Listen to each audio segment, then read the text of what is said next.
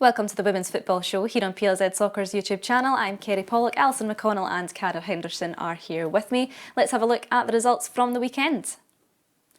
With Celtic 0, Hibernian 0 on Friday at the weekend, Hearts 6, Motherwell 1, Partick Thistle drew 2-2 with Aberdeen, Spartans 0, Glasgow City 2, Queen's Park 0, Montrose 3 and Dundee United 0, Rangers 10. Ali, let's start with Rangers then. They're at the top of the table.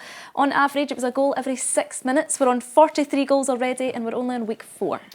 And equally of note is the fact they've not conceded a goal yet either. I think it's been a very impressive start to the campaign from Joe Potter's side. I think you would have to qualify that by saying they have played teams that you would expect to be at the bottom, middle end of the table. They've not played any of those that will be in the top 5 just yet. However, I don't think that should take away from the fact there has been a concerted effort placed on scoring goals. I think what you're seeing is a ruthlessness, a clinical edge to Rangers, and of course another hat-trick, well 2 hat-tricks yesterday, but another hat-trick for Katie Wilkinson. It's 14 goals in 5 games. It's a remarkable return for her, and I think Rangers look assured, they look confident, a good deal of belief. I think they very clearly have the bit between their teeth when it comes to going and trying to get that title back. Yeah, wildly impressive, Cara. How do you go about stopping a team like Rangers in the form that they're in at the minute?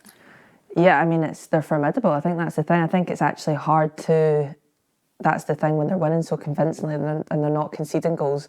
It's how do you actually combat that? Do you go for it and try and score a goal? Well, then do you leave yourself exposed to the... Because they're very, very ruthless. So I think it's a tough ask. I think obviously it'll be interesting to see how they face up. You know, they've not played a Celtic or a City yet, Hibs Hearts. I know when we played them though, they felt very determined that they were on a sort of almost a mission to score goals, and they won't want to lose the league in the way that they did last year as well. That's the sore one. So yeah, they're looking very formidable. Yeah, and just 2 points adrift of Rangers in the league table are Hibernian, who took a share of the points against Celtic on Friday. Ali, should either side have stole it for you in the end? I think a draw was probably a fair result. I think Celtic had a couple of chances, Hibs did too, but I think you would have to say it's been a fantastic start to the season for Hibs, still unbeaten.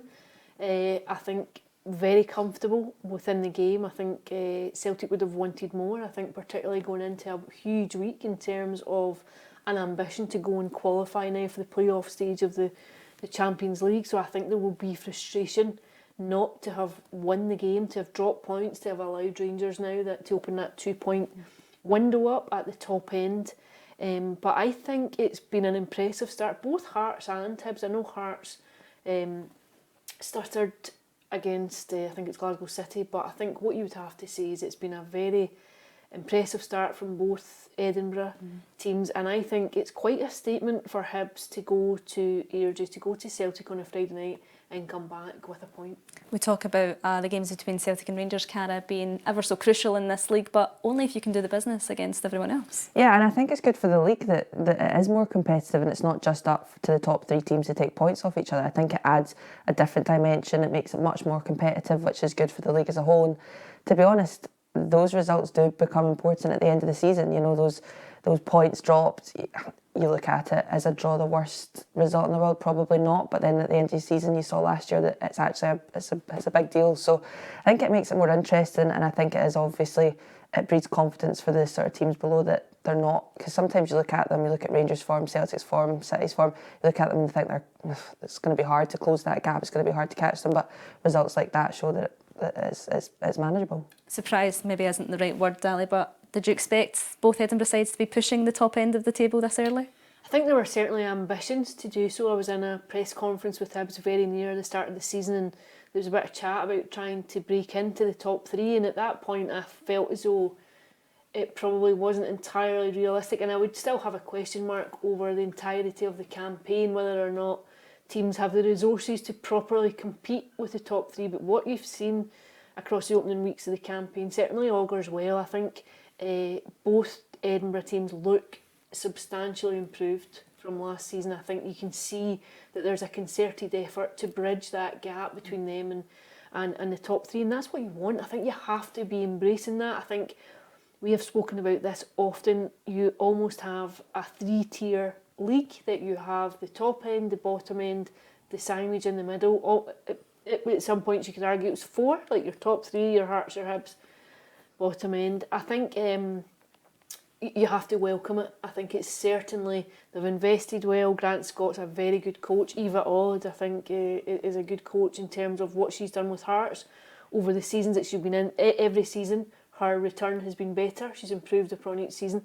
This is what you want. You want the most competitive league that you can possibly get. Yeah, Hearts obviously put 6 past Motherwell, a 6-1 win. Another side who are pushing, a young side as well, Cara, who are pushing that top end, as Ali was just saying. Yeah, I think that you could see with the recruitment in the summer that both teams sort of meant there's a sort of, you could see that they're trying to push and sort of close that gap between them and the top 3. And I think that, 6-1, I think Hibs put 5 past Motherwell last week as well. Like, those are, Motherwell are a good side, so like that, those are pretty impressive results. So, and also again, it's not even just the fact that they're winning, it's that they're winning by 3-4. So impressive results for sure for both. And again, I think that I was surprised that Hearts, especially with City down to 10, didn't manage to sort of secure or do something there. But it shows again that it's going to be a competitive league, and I think that there'll be more twists and turns to come as well. Yeah, well, let's go on to your game then. A 2-2 draw with Aberdeen. Not the 3 points you would have wanted, but a fight back nonetheless. Yeah, I think we were poor again. I think that it would, Aberdeen, I thought, came out and they were better than us for large spells of the game, and in the end, I think we were lucky to get the point, and I think that it showed us a lot of what we need to improve on, which is good. It's early in the season. There's still plenty of time. There's still positives to take. As you said, we fought back well, but I think that going forward, we need to be better, and we know that as a group, and we know that we've got a good group of girls. We've got obviously great management staff, and I think going forward we've learned a lot from yesterday, and I think it shows as well. Like, Aberdeen were really, really good, and they've not got a manager at the moment, and I think that there's so many, as I said before, twists and turns and hard games, and there genuinely is no easy game in the league. So yeah, I think yesterday was not great for us, but we've got to push on. Just 1 in 5 obviously in the league. What do you put it down to, this not having the best of starts? It's been a tough start. I think the first game against Hibs, we probably deserved something out of that game in the end. Obviously we played Rangers and Glasgow City. I think that Rangers game was tough. City, I thought we actually had a really good account of ourselves last week too.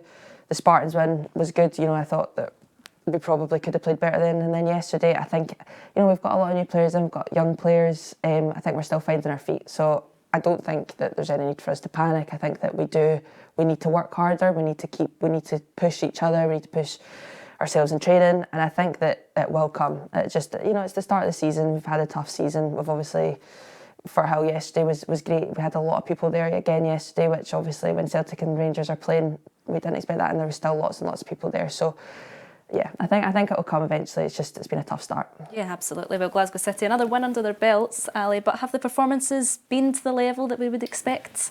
Yeah, I think they've started fairly well. I think they'll be fairly happy with how they've started, and obviously they've dropped points, but to Celtic again, I thought there was very little between the two teams that day. I thought nothing much in that game at all. And of course, the big thing for City yesterday was Brenna Oliveira going back. I think she's been out for almost 9 months. Getting her back will be huge for them. I think last season City lost key players like Brenna and Fiona Brown just at pivotal moments of the season. Fiona had just come back in January, was making an impression, and then got that injury a month, 6 weeks into her to going back into the club. But I think they'll be fairly happy with the start that they've made.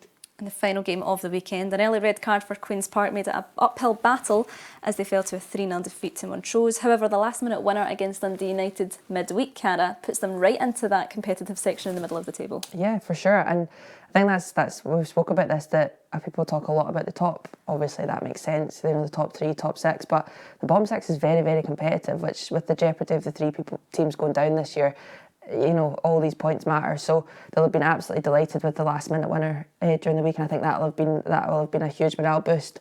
Obviously, though, Montrose then taking points, that kick-starts their season because they've not had the easiest of starts either. So it's a really competitive bottom 6 as well, and there's no room for complacency at all, which I really think helps the league. I think 3 teams going down is brutal. If I'm being honest, I don't think that's I think that's quite harsh, but it adds for a lot of excitement this season, which I think is to be encouraged. For it can only be a good thing in terms of people watching as well. Absolutely. Well, let's have a look at the league table before we move on. Right up the top there, Rangers lead, Hibernian, Celtic, Hearts, Glasgow City. In the middle we have Motherwell, Queen's Park, Partick Thistle on 4 points, Aberdeen behind them, and the bottom three, Montrose, Spartans, Dundee United. Ali, if you were Elena Sudoku, would you be worried at this moment in time?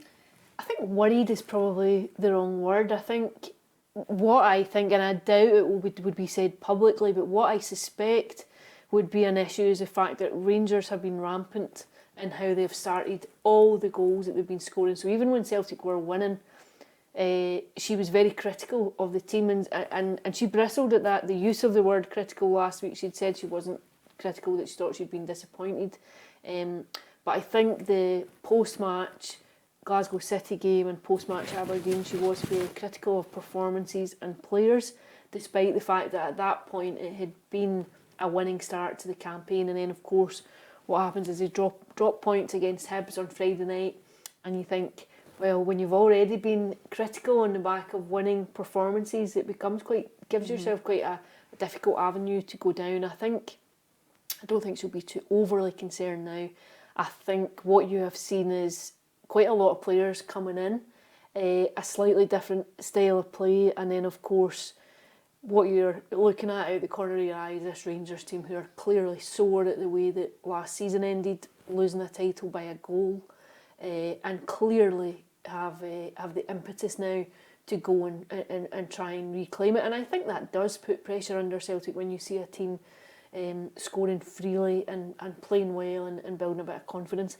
So I think it's way too early to be reading any riot acts, and I think it's way too early just to be overly concerned. I think teams will bed in. I think Celtic have also had a fairly tough opening start. They've played Glasgow City, they've played Hibs.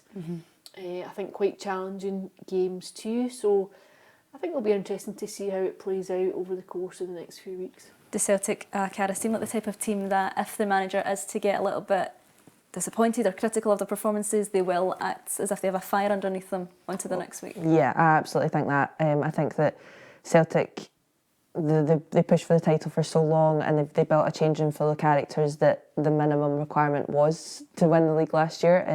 So I think that the reaction, they've obviously got Champions League this week to look forward to.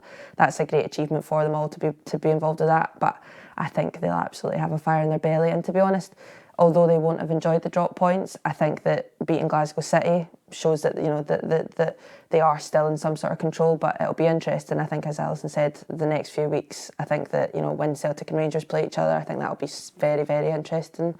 I see how Rangers face as well with the sort of top teams, because they've not really faced them apart from us. And I think that the thing is with Celtic and Rangers is that they now know about the jeopardy of dropping points and goals and all that sort of thing. So I think that also creates an interesting atmosphere, that when you win by, say, 2, but Rangers win by 10, that sort of adds a sort of different complexion. It's like, are you happy with that? I think what you've seen across recent seasons is that goal difference is worth an extra point. Mm-hmm. Yeah, absolutely. Well, as Cara rightly pointed out there, Rangers and Celtic have European football to look forward to. Rangers have Arsenal, Celtic have Finnish side KuPS. Ali, what's your take on those two fixtures? Yeah, I think Celtic definitely have gone in through the Champions route. They've definitely got a kinder draw. Rangers, I think, is very daunting. Obviously, they have Arsenal on Wednesday, and then should they prevail against Arsenal, it's Atletico Madrid or Rosenborg on Saturday.